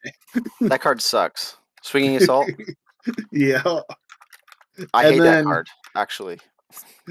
Unstable Substance. That's not the card you said you hated. Was it Kennedy Hawk? That's not. Which one? Swinging Assault. The one where when you're an alter ego, you have to change the hero form and then he attacks. Oh yeah. I dislike this card a lot. That card is that is a day ruiner right there. We called it a time walk when it would happen, because most of the time the person was already tapped for something else, and then they flipped down into alter ego, so that way when they would they would untap and then heal up, and then all of a sudden, oh look, they're back in hero form and they didn't get a chance to heal up, and they're like, I gotta flip back down now. If you survive, if you have enough hit points to survive. Exactly. They need to challenge the way Marvel Champions players play, right? And Galaxy's Most Wanted was all about that, and maybe tuned a little bit too far up the dial. And this is a card that feels like it's almost a Galaxy's Most Wanted card to me, because alter ego form is a place that you should feel somewhat safe. And I get it. Attercop's going to tell me this is very on theme for Spider-Man comics, where his alter ego identity seems like it's even more dangerous than being in Spider-Man form. But with Swinging Assault, I feel like you really need to change the way you go to Alter Ego. A lot of times you go to Alter Ego for an extra card, or you do your damage, you go to Alter Ego and you plan to recover the next turn, like Crimson said. Here, when you go to Alter Ego against Venom, you need to recover immediately. Yep. Because if you draw this and you're at 1 hit point, if you don't have an ally up, or if everybody else is exhausted, you just are not died safe. from a You treachery are card. not And safe. it's horrible. Like, nothing is worse than saying, like, I did everything right. And then I went back to, we call it baby form. We don't call it Alter Ego form. But I went back to bed, and then I got smashed in the face because of a swinging assault. Like, I understand the ability behind it. If this said the villain attacks you with no extra boost cards, like with just the ones you already had on your identity, I wouldn't feel so bad because he would have already used those for his scheme activation, and then he'd be coming at you with no boost cards unless he gained additional ones through some like combo chain. But all the other cards that sort of attack you when you're an Alter Ego, sans Ronin, they don't get a boost card. So when you're attacked in Alter Ego, my strong opinion is you shouldn't get a boost card because it can just make for a very negative play experience. So I dislike Swinging Assault. It basically makes me not flip down until I know where that card is. And there's 2 of them in this mod set. And there's 2 of them. Yeah. Yeah. Swinging Assault is very in PE, a bad new player experience card. You might say that it's swingy. Yeah. Oh Little- man, you No. and Attercop. I But might let's say just that say- swinging. You're not going to escape this assault. That's for sure. Yeah, What? so it's just a matter of understanding that it's there. I mean, realistically, it's a matter of understanding it's there and playing a little bit different, like you said, Kennedy. Being aware. You have to, if you know it's not in the discard pile, you know you have 10 cards left in the deck. Maybe don't attack them this turn. Maybe flip down first and recover before, Anyway. And then With his next card. Oh, yeah. Oh, I was going to say with our group, when we play this card, a lot of times I'll because we play at this giant table, so I'll be like revealing the cards for people, and if it's a pair, I'll pass it to him or I'll read the card to him. So when I flip this card up, I throw it at my friend, and I always tell him, "Don't you ever learn, loser?" Because the flavor text is Venom taunting you for going to Alter Ego form. Because every time this has been drawn in our play group, I swear we have been in killed Alter Ego somebody. form, and I just throw it to somebody and read the flavor text to them, and they get mad.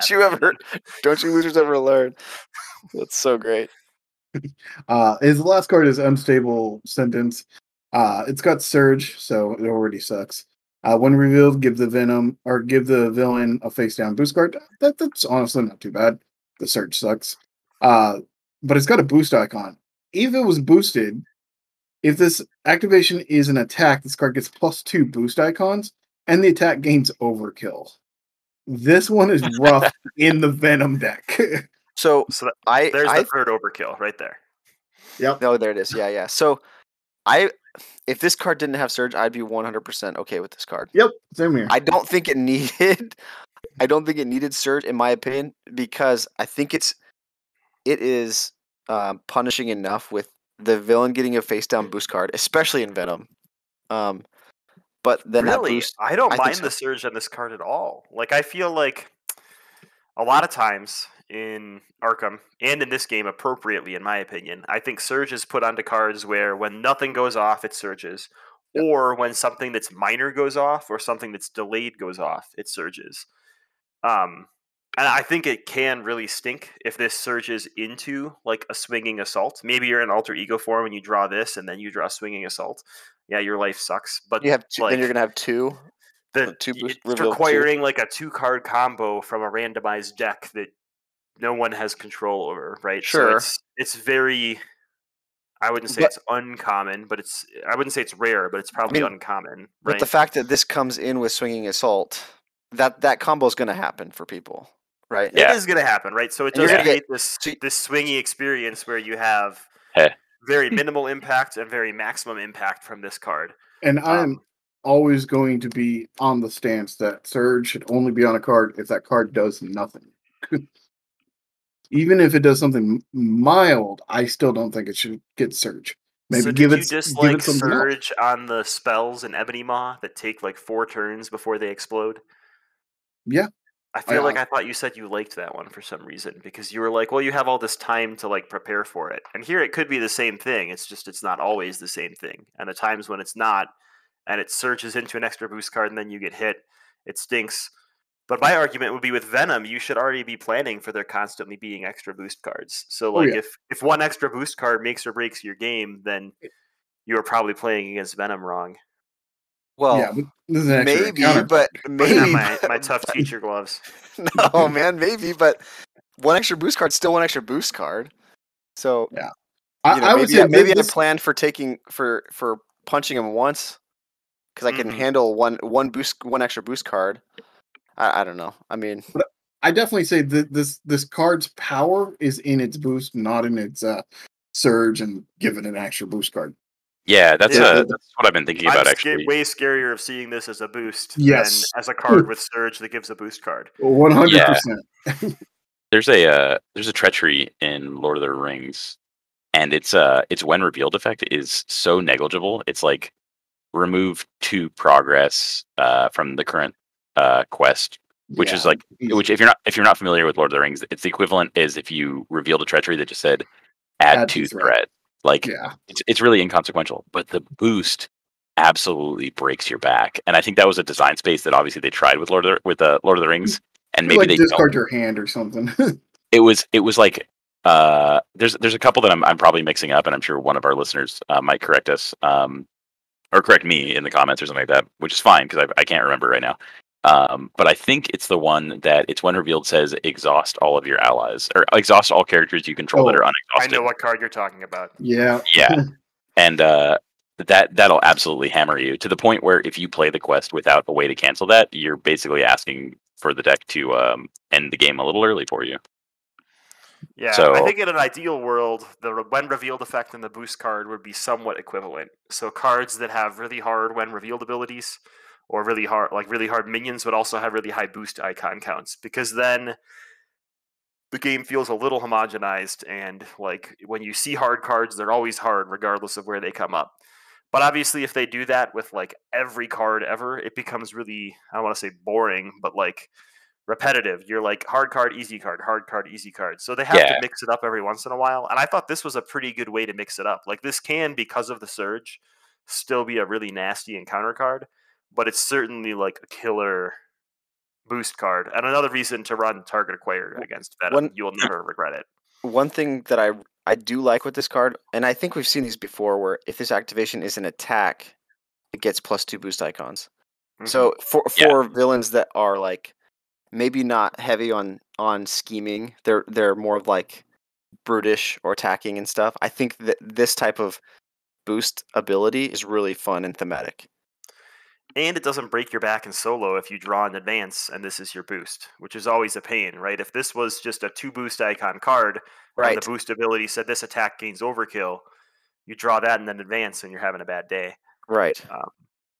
You know where we saw that ability last or first? Where? Galaxy's Most Wanted. Aren't you so proud? You just had a good memory of Galaxy's Most Wanted. I'm so proud of you. Oh, that, you know what? You just blew my mind. Busted. You know what? We talk about how bad Galaxy Most Wanted is a lot. That doesn't mean that this box doesn't have something almost as egregious, and I'm sure we'll get to that in a moment. Oh man! Well, what? Before we do that, we got to grade, right? We got to grade this scenario. A. Venom. A. I agree. Venom is a solid A. He is an awesome brawler. I love the risk reward. Everything about Venom, I love. He's almost S for me. I enjoy playing him that much. Yeah, I agree. It's a character that people want to be good, to be fun, to be engaging. They want to be able to show their friends Venom, and I don't think that you have any caveat to showing people Venom. And the art, holy! I'm not even an art guy, and I'm drooling over this art. I love Venom. I love Venom's art. Just in general, I like Venom's art in comic books. Venom's always been one of my favorite villains, and it's just beautiful. Just all of it is beautiful. I'll give it an A, almost an A+, and the reason is because Venom is very a very iconic character, right? Like maybe not. No, or maybe more so. Maybe more so than Loki. But I was very disappointed. I expressed my disappointment with the fact that Loki had the Infinity Gauntlet or built in, right? Yep. This modular set that's built in obviously works with Venom, and I think that's the right way to do it, because you can throw it in other sets, but it's not like a weird random thing that doesn't fit with the scenario and thematically. Well, So I we'll think see what you think about that next week. Spoilers. yeah. So I think Venom But- is I won't tell you if I like Venom or Sandman more, but I think he's still an A. I like Venom more. Well, we're batting really high on villains so far for this box. We were. And now we're going to villain number 3. Are we gonna swing and a miss here or what? We'll see. So Oh, villain you number let 3 me know when you is- want the rant to come. I'm just going to mute Crimson right now. We're not going to have him talk anymore. It is Mysterio. So Mysterio, the Master of Illusion, or the criminal traded character of illusion, as Attercop would very factually tell me, has the ability Seeds of Fear on his level 1 side that has 2 scheme and 1 attack. Force response. After you resolve a boost card during Mysterio's activation, place that card in your discard pile if it has the illusion trait. On his level 2 side, he's 2 scheme, 2 attack. When revealed in player order, shuffle the top card of the encounter deck into each player's deck. Boo, shuffling. Extra shuffling is always bad. Creeping Fear is his ability. Forced response. After you resolve a boost card during Mysterio's activation, place that card on the bottom of your deck if it has the illusion trait. And then Mysterio 3 has, when revealed, discard the top 5 cards of each player's deck, and Bound by Fear. Forced response. After you resolve a boost card during Mysterio's activation, place that card on the top of your deck if it has the illusion trait. So this is one thing that I actually really like. With Sandman, right, the first 2 levels had the same ability, and then the third one changed. And that was nice for an introductory villain, because when you're teaching someone the game on standard, the villain's ability doesn't change between stages. But now Mysterio, we're halfway through the box, so at each level he changes. First, he puts something in your discard pile, so you might have a long time before you have to deal with it. In his second stage, he puts it on the bottom of your deck, so you still have this delayed effect. In the third stage, he puts it on top of your deck, and you're certainly going to be upset about it. I have a question for you. Yeah. So is this the first time we've seen a villain with three stages, and the second stage has more hit points than the third stage? Yes. So it's I think 15, so. 17, then 16. It's the first one I can remember. Anyway, I don't know. I don't know why it's like that, but anyway, I just noticed that. I think it's because, well, it's because that ability creeps up. So Creeping Fear places it on the bottom of your deck. So his ability is going to have a super delayed effect. But Bound by Fear puts it on top of your deck. So they could account for that with stats or with health. And here they've chosen to do it with health. Because the stats are the same, yeah. Because the stats are the same. So the encounter cards go into your deck, which is a new thing. So we should talk about that. His main scheme, Maze of Mirrors, starts by putting a shifting apparition in play, engaged with you. And then on the other side, it has a forced interrupt. When you withdraw or discard an encounter card from your deck, deal it to yourself as a face-down encounter card. Arrow, draw 1 card. So basically, every time you're drawing cards from your deck, whether it's drawing your hand or whenever, you're going to want to look at what type of card is on top of your deck. If it's an encounter card, without even looking at it, you're supposed to deal it to yourself and then draw a card to replace it. And if something tells you to discard the top 5 cards of your deck, like Mysterio's ability does, any Mysterio cards are going to get dealt to you as encounter cards. And that's actually a really big boon. If he discards one of his cards from the top of your deck, it's dealt to you as an encounter card, but you still get a bonus card to help you deal with that pain he's going to deliver to you. It's important. So you can see... Oh, yeah, go. I was just saying, it's not any Mysterio cards. It's Mysterio cards. Any encounter cards. Yeah. But the ones that go to your deck are the ones that have the illusion trait, because there are a couple cards that don't have the illusion trait. Well, not exactly. So from his ability, any cards right? get Okay, yes, are illusions. yes, from his ability. But his level 2 when revealed is just shuffle the top card of the encounter deck into each player's deck, so you can still end up with minions and all sorts of things put into your illusion of your deck. Yes. And basically every time you have to deal with one of those illusions or whatever else might be there, you're given a card to sort of compensate for it. Now, when you're drawing that card anyway, you're not gaining any net advantage, but when he's discarding things, you are. So he's got 2 main schemes. One starts at 2 per player, and it pops at 8 per player. The second one starts at 3 per player and pops at 9. And it's the same ability on both of them. When you would draw or discard an encounter card from your deck, deal to yourself as a face-down encounter card and draw a card. And between the two stages in player order, you're going to shuffle the top 2 cards of the encounter deck into each player's deck. So if you let it get to that second stage, things start to snowball a little bit out of control. And I'll tell you, you know the card that I'm talking about. Of getting that second stage or having the second stage of the villain add cards to your deck. A specific card is very annoying. It's true.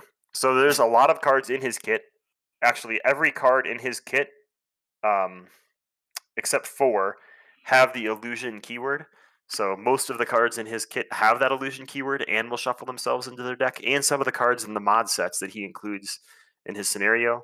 So one of his hooks is that you're going to have a ton of encounter cards out there. The nice thing is most of the cards that are illusion cards are ones that don't impact the board greatly. Like the Shifting Apparition is a 1 scheme, 1 attack, 1 health minion with guard. So very easy to deal with. Now he's got a when defeated effect that's really annoying, but at the same time it's something that doesn't have a huge board presence. So having to deal with extra encounter cards, at least to me, doesn't make me feel as bad, because 4 small impactful encounter cards might still be easier to deal with than 1 advance. Now, the problem is you're still dealt an encounter card during the villain phase, and when you get to turns where you have 4 small encounter cards and an advance at the end, that can be like really swingy. But overall, that's sort of what his main shtick is putting cards into your deck. And it's important to note you're not supposed to know what encounter card you're dealing to yourself when you take it from the top of your deck. So some cards will shuffle themselves into your deck with their abilities, but some will just shuffle the top card of your deck in. So if you have characters that can look at the top card of your deck, like Spider-Woman could look at the top card of her deck, if there's an encounter card there, you get some extra knowledge and say, hey, I know what one of the encounter cards I'm going to have to deal with. And obligatory plug for Hawkeye, with your quiver, you look at the top 5 cards of your deck, choose an arrow, and then shuffle them back in. So if you can see you do shuffle. Do you? Oh, it got it. It got errata. Yeah, you shuffle now, so we're going to take advantage of it. And the one time it gives us an advantage, you can look into your deck. Even if you don't find an arrow, if you find 4 encounter cards, you now have knowledge of what 4 encounter cards are missing from the encounter deck and which ones are like in your deck. So when they come up, you know, well, I better play an ally because I'm about to get an encounter card. So that's one of the little ways you can play around him. But that's Mysterio, and I know everyone on the show has strong feelings about Mysterio. So we'll let Crimson talk first, and then we'll go around the table. I hate this guy. I utterly, vitriolly hate this guy. I have played him 4 times. The first 3 times I have lost. The first time was very close. I lost to an advance. Okay, I can accept that. The next 2 times wasn't even close. I mean, I don't even think I did 3 damage to him. Like, he just straight rolled me. And he is so snowbally and so unfun to play against that I'd rather beat my head against Ronan. I hate this guy. The only way I was able to beat him was bring an S-tier deck, which was Doctor Strange. That Leadership. was the only way I was able to beat him. And I hate him. I hate Fearmonger. That card can be burned in all existence. I hate that card to the ends of the earth. So Fearmonger is a treachery that has Surge, Crimson's favorite keyword. And it says, when revealed, discard your hand and draw up to your hand size. So you're going to discard and then draw a bunch of cards. But if there were more of these Mysterio illusions in the top of your deck, as you draw them, they're going to deal themselves to you. And like it snowballs into an unfun experience sometimes. I haven't had a bad experience with Mysterio yet, but I could see how one could exist. And he was the one I was most worried about when they previewed the box. When I saw the fact that like you could, in theory, end up with like 30 encounter cards in front of you if all of them got into your deck. I was like, this terrifies me. This gives me the Nebula heebie-jeebies, and I don't like it. I hated it. And I'm a person who I very much plan out my turn, my teammate's turn, my next turn, my teammate's next turn. Like I play this game like chess. That's how I play card games. I plan out 2 or 3 turns ahead. Not when you discard your hand. I hate this card so much. I actually like this card. I think it's cool. I utterly despise everything on this card. I do not like this card. I would not eat green eggs and ham with it anywhere. Hey, we hate we this actually card. can't legally say that.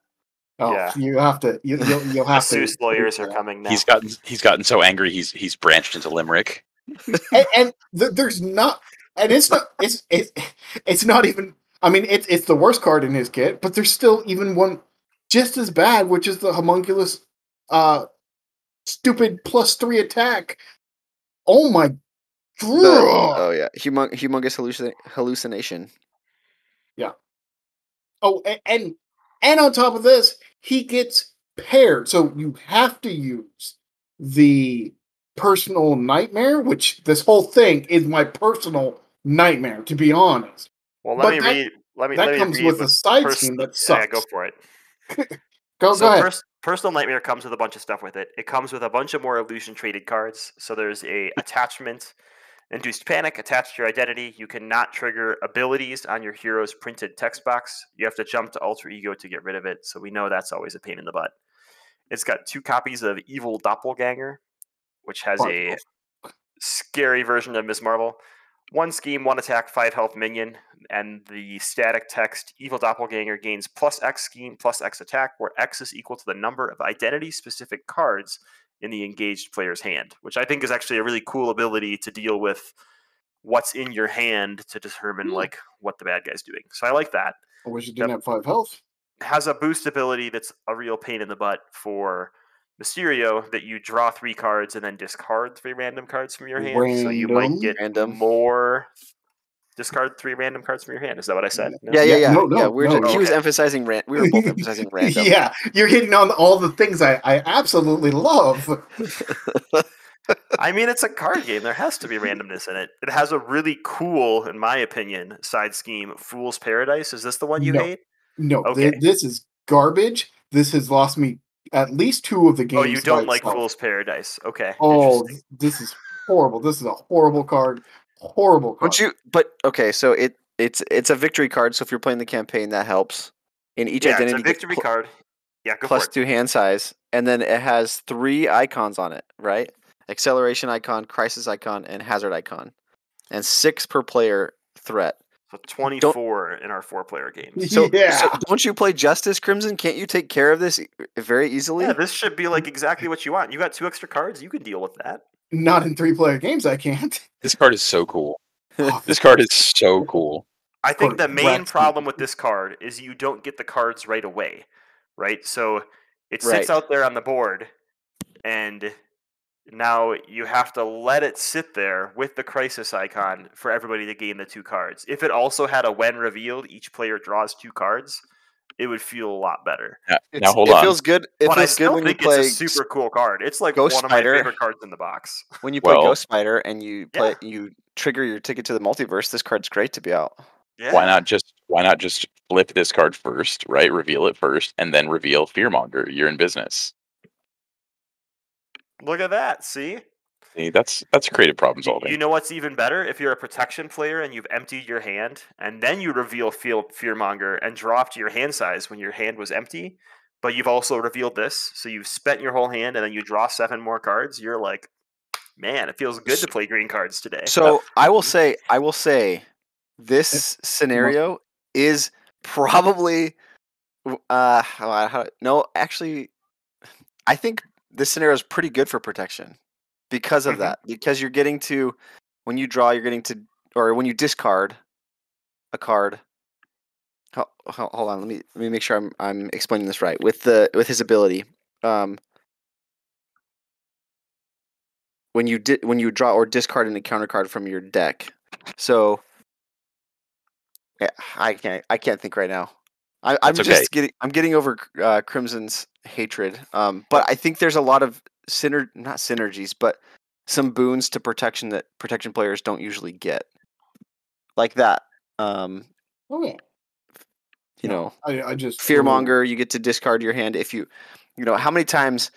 Well, Crimson plays protection sometimes. How many times you play protection and you've you've defended and you're down to like 3 cards in hand, or fewer, right? And you're like, now you get Fearmonger as the treachery, so now you get to discard those 3 and then draw up to your 5 hand size. Yeah, no, that sounds great until you realize that 4 of those cards are going in front of you as encounter cards next turn. I'm not But disagreeing you with draw you on cards the. to replace them, don't you? You do. Not so It bad. doesn't matter. I still don't No, want 4 you- encounter cards.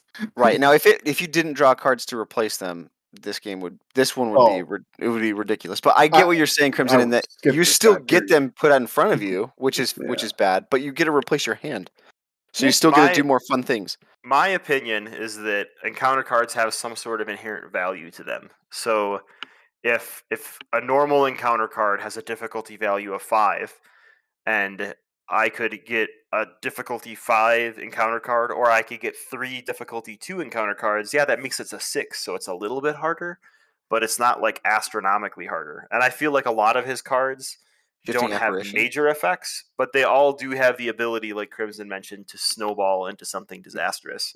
And I don't know if I've just been lucky that, like, in the 10 games I've played, that hasn't happened. Have you had like a bunch of encounter cards that like sit in one spot in your deck?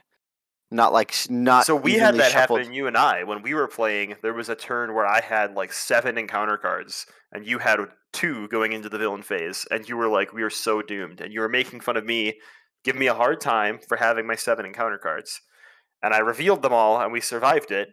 And then you revealed them. You revealed 2 of them, and then I think you drew the Fearmonger card, and it gave you like 4 more, and you ended up revealing like 9 encounter cards. And I was like, "Look at you with your 2 encounter cards, complaining about my 7." But we still won that game at the end. I mean, it was a real tense moment where emotions ran high, but we won. We had some words with each other. I'll put an asterisk that I could have been just every time extremely unlucky when playing him.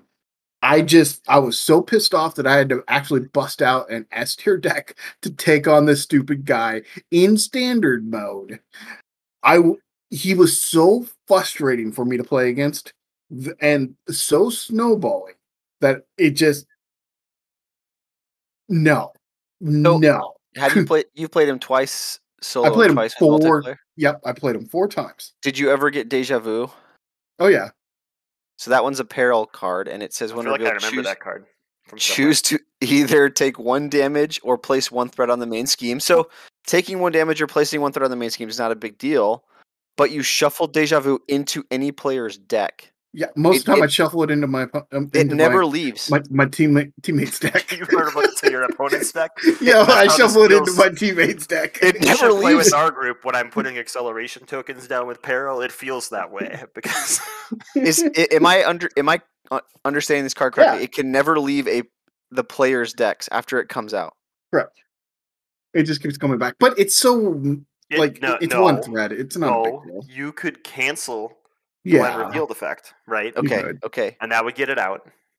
So then it would get discarded to go back to Mysterio's deck. Right. Just I understand. I understand that it's not like super crazy because you're only taking 1 damage or placing 1 threat on the main scheme, but you have to either cancel the 1 revealed effects, or it's gonna stick with you. And if you're playing solo, like true solo, if you only have a deck of 10 cards or like a smaller, you got deck both left, of them in there, yeah. You're okay. See it often. Right. Yeah, so in multiplayer you always want to shuffle this into like the largest deck size, because if someone just reshuffled their deck and they've got a big 42 card deck sitting there, shuffle Deja Vu into it, because then it might not come up right away. It still might be the next card because that's how random number generators work. But the chances of that are lower than it being not the first card, right? So, are you saying, Kennedy Hawk, with his like scenario cards, that if you're looking at scenario cards or encounter cards, I should say, at an average value of 5, are you saying a lot of his cards are lower value because you're getting a lot of them dealt to you through drawing them?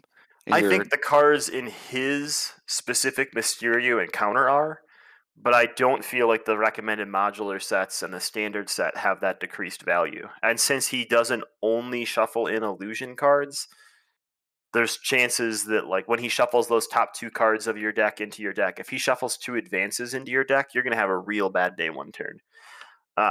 So the fact that he can shuffle anything in, I can totally see it being a problem. We've had things that weren't from his set or weren't illusions shuffled in, and they haven't killed us because of the shifting apparitions and his and tier his 2 ability. tier 2 ability or his scheme flip ability.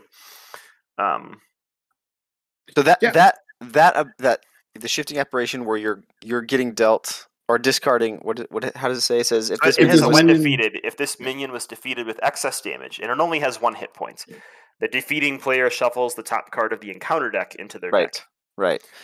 So that's adding a lot of actually a lot of swinginess potentially to the game, right? Because But I think it's another thing where you can build for it, right? So when you're playing Mysterio, you need to make sure you have consistent 1 damage value somethings, whether that's from your allies allies or or- Squirrel Girl or Yeah. get over here That's- or whatever.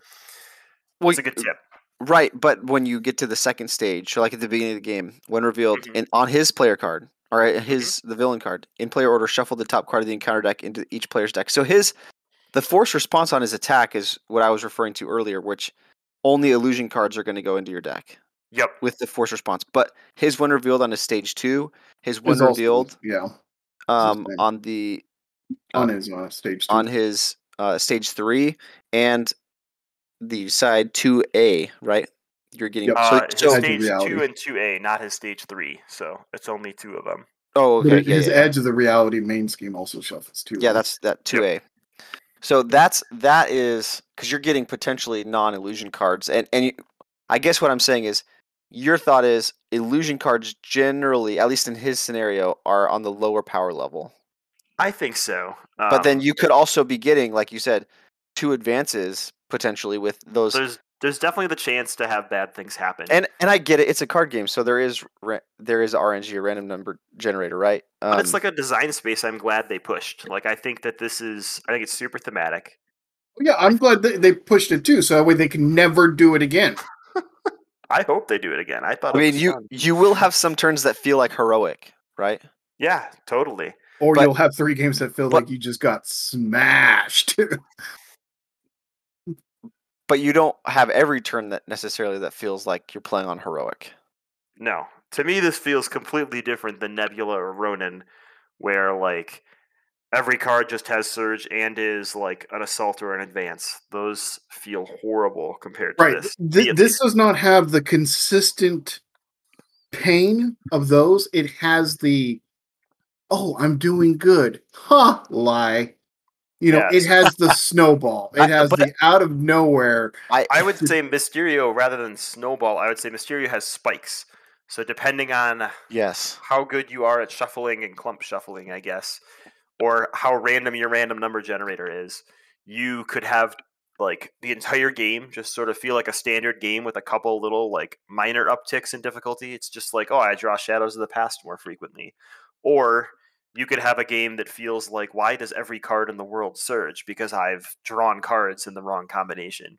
And it's nothing you did wrong to cause that spike. But what I would say is when you play against Mysterio, you need to keep your board set stable enough that those spikes are things that you can like Come back from. withstand. Yeah. So a lot of times I'll allow myself to take more damage from Mysterio's attacks because his attack value is rather low, and keep allies around for when a spike does occur. That way I have my like, oh poops button. Let me fix this. And So do that's a good- remember that 90% of the time I'm playing the pre-con decks. And 2 of the games were with pre-con decks because I want to see how this villain out of the box goes against these heroes out of the box. Yep. I was so mad that I had to bust out an S tier, full I would say constructed deck. if you construct most heroes, they can withstand Mysterio pretty well. I think like Hulk's going to struggle, and the struggling heroes are going to struggle, but most of them should do okay with a constructed deck. But you have to build your deck differently. And the most annoying thing to me about Mysterio is when he shuffles cards into your deck, because it completely putzes with like all the player information you had, right? Mhm. Like his first stage puts something in your discard pile, so you have this long delay before it impacts you, and then he puts it on the bottom of your deck. But as soon as like a shifting apparition or something else shuffles something into your deck, now like you're slowing down the game so you can shuffle your deck, and there's this random element added in instead of like an element that's programmed so I know where it goes. I think you just don't like you're not a big fan of shuffling your deck. I'm not a big fan of shuffling my deck every turn. I don't play card games to shuffle every turn. I play card games with big decks, so I shuffle like every 5 turns. I'm just not a fan of anything that has the word discard on it. I think that's your big issue with Fearmonger. I love Fearmonger, and I put all my cool cards in my deck. So let me look at all the cool cards I put in my deck, and this helps me do that. And I will say, Attercop made a joke earlier, but I actually think there's value to it. And like, Mysterio might actually be a villain, or maybe it makes sense to make a 50-card deck. There's enough good cards out there now that you can make a 50-card deck that still has all good cards in it. And if you add 10 more cards to your deck, you're drawing into less illusions. All sorts of things are. You better be careful. You're going to be blacklisted. I know. For suggesting someone's gonna math me in the comments, and I'm okay with that. I'm willing to admit that I'm not always the best at math, and sometimes I'm okay at it. Wait, I'll die there too. I think that it's okay. I wasn't joking. That's okay. Well, good. I'm glad. I actually tried it, and it went really well. So I only tried it for one game. I didn't go crazy, right? I would try it. But I'm never going to play him again, so it don't matter. So for me, here's my thoughts. I like the way that Kennedy Hawk explained it, where it's like spikes and not snowballs. For me, Hood was the snowball one, where you could just it just cascades into this. Like for me, Hood is an F. Mysterio's not an F, because you can come back from it. I think, and yeah, there's randomness, which I'm fine with, but yeah. Anyway. All right. Well, we should grade Mysterio and wrap up our 2-hour debacle that ended. Sorry, everybody. Rather spikingly negative. I give him a C. I give this scenario a C. A C, really? A C. That low? Yeah, that low. I give him an F. It gives me the same. Crimson gives him an F bomb. A lot of the same feels as the Hood, but not as bad. Not as bad. And I like. Yeah, you can build for the shifting apparition, so you don't get those extra cards in your encounter deck, right? With the 1 damage attacks and stuff like that. But I mean, if I'm playing the campaign, I'm happy to play through this. Right? I'm not going to be like, I'm not going to play the campaign. Out Mysterio and play him tonight. Yeah. What I'm saying is, I'm not going to play the Galaxy's Most Wanted campaign anymore. Yeah. If someone wanted to play through this campaign, I would do it, and I would be fine with it, right?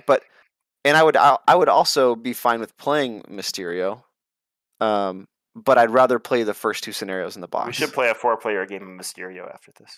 Yeah, I will. Should play a 4-player. I will give him an F.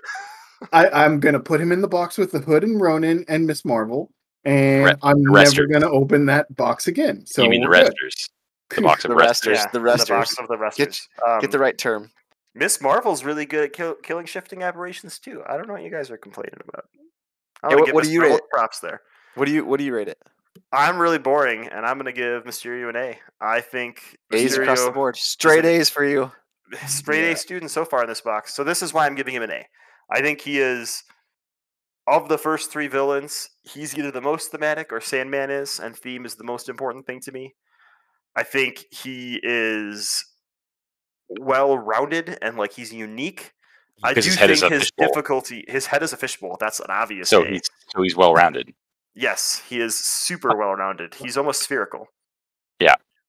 I think that his difficulty can be spiky, and I haven't experienced it yet. That happened to me with Nebula, where I didn't experience it. So I might come back next week and be like, "Hey guys, I was wrong. Mysterious enough." But right now, after my 10 games, he's okay on difficulty level to me, but I have a vision where he could be worse.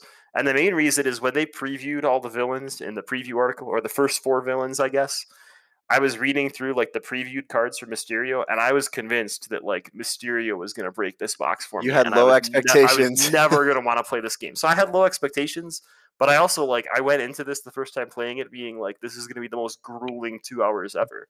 And it wasn't too bad. So I immediately was like, well, let me try it again. and see if that was just luck. And again, I was just like, okay, like there were spikes and there were moments of tension, but I mean, I don't play the game to be bored and not have moments of tension. So I was super happy with it compared to my expectations, which were just pukey Surge Fest. Like his fishbowl spilled out little copies of the word Surge all over my face, and I didn't feel that. So I'm giving him an A. All right, Attercop. Attercop. You want me to go again? I can do it. A lot of pressure here. What's the GPA for Mysterio? Oh man, I think I'm gonna give him a B plus. Just because like he is okay, so he is thematic, like you said. And I totally agree with that. I love Mysterio. He's one of my favorite Spider-Man villains. It's just like it's a lot to juggle, I guess. And the other thing is that since he puts cards in your deck, and I don't sleeve my encounter deck because I'm an animal, I have to sleeve the encounter deck for it. Oh, I mean, you Yeah, don't have to technically, right? Yeah, I know, but it just then. But you sleeve your Pile your player decks, shuffle. right? yeah, I do. Yeah. Pile So shuffle. You can do it. It's fine. Yeah, so they're just there's a different couple sizes. there are a couple negative points, but all in all, like I think this is still a really cool scenario. The theme is good, the art is good, and it's Mysterio, and he's a cool villain. So that easy. All right. Well, we know next week or next episode we're going to cover the Sinister Six. So this week's MCM challenge is going to be to take your favorite hero up against Zola with the Sinister Assault Modular set. So this is a modular set that's not used with any of the villains in the box, and we'll talk about it a little bit next week. But it contains 6 minions, all with 3 boost icons. And I want to know how difficult that makes our favorite minion meddler, Zola. So combining mine and Attercop's favorite piece, Hydra, with some other people's favorite pieces, Spider-Man, to make a extremely exciting Marvel Champions scenario. So check the show notes or the comments at the bottom of the YouTube video for the Google form, because we are still recording and gathering all these MCM matchup statistics for a big report out once we've done them for a full year. Let's close today by ranking these 3. So we'll let Crimson go first, because we know Mysterio is in 3rd place so far. Who's your 1st and 2nd place villain so far in the box? Venom's my favorite out of the box. I quite enjoy playing against Venom. Venom. I just enjoyed the art. I enjoyed the theme. I enjoyed everything about him. Sandman is a great tester villain. I will be playing him probably more than any of the other characters because I'll use him for testing purposes. Mysterio, I'm never going to play him again, so it's all good. All right, Attercop, why don't you give us your rankings here? Who gets the blue ribbon? I think it's Crossbones. It's probably Crossbones. Yeah, I thought so. I mean, Sandman is my favorite one so far. That is to say, Sandy is dandy, but I feel like even though I ranked Venom and Mysterio with different grades, they're both tied and they're both very close to first. You know, like these are all really, really good villains. I like all of these. That's what I feel like with students when I give them different grades, and I'm like, "But that one's so much smarter. How did this happen?" Right? Yeah. How did this happen? Yeah. How did I grade it this way? What did I do? Yeah. Where was I at mentally? So yeah, I think the order is Sandman. I'll Mysterio, then Venom. I'm gonna go with my gut on this one, even though the letters don't match. Sorry, everybody. I'm the same as you, so I'll chime in. Sandman's still number 1 for me. For some reason, other than Ebony Maw, not you. The first villains in every box have made me super pleased with the box as an entrance point. So Sandman is the top for me. Mysterio's the second one, and then Venom's the bottom one, mainly because, in my opinion, Venom's too easy to game by using the bell system. And I am not the kind of player that can suspend the logical part of my brain that says this is the best move to do. Like, I don't play risky business trying to flip Norman constantly and take extra damage. And the same thing happens to me with Venom. And then it just becomes this long, drawn-out game where, the outcome is more or less determined from the start, which is not as exciting to me as the other two. Why would you play a deterministic game, right? Exactly. If you were going to do that, just play Candyland. Right. Eventually you get I there. use Yeah. Candyland all the time. I don't know what you're talking about. Oh man, you should subscribe to the competitive subreddit. Okay, got it. My order is Venom, then Sandman, then Mysterio. Yes. And it is like neck and neck with Venom and Sandman. I actually do think Venom's pretty thematic. Yeah, and I get what you're saying, Kennedy. You talk about gaming it. I don't think that it makes it that much like an overly long scenario. With using the chime counters or on the bell tower. Have you played a 4-player game No, of Venom where you're I don't gaming play the tower? don't Let me play- tell you, it is I don't- rough. I don't Me play and 4-player Amerikano are on the same page here. We don't play 4-player games. Well, just wait until 2 weeks from now. You're going to play so many 4-player games. So I mean, it's like neck and neck. Like it's photo finish for those two. So I did end up choosing. I did have a Venom sticker for my scenario box. To represent the Sinister Motives box. Have you finished the whole box to make that decision? Yes. Or are you're just going off gut? No, I have. Okay. I've But- not played the next two yet. If you want to see what my scenario or what my storage box looks like, you can go and tell what my favorite expansions are. So There's little pictures of Ronan everywhere. I see it now. Well, that does it for today. So, next episode, we will go over the Sinister Six and Unnamed Villain number 5, as well as our thoughts on the campaign system and campaign mode overall. So, thanks for tuning in. Hopefully, the illusions don't haunt you as they did Crimson, and they're more friendly like Casper and they were with me. So, we'll see how that turns out. But let us know in the comments what you thought of the one villain we disagreed on, Mysterio. yeah. So for the handful of you that actually stuck around this long, I think tell most us. of them actually did stick around. All 10 of them. They might put it on 1.5 speed. I really just but coded 10 bots and they listen to us every week. It's really cool.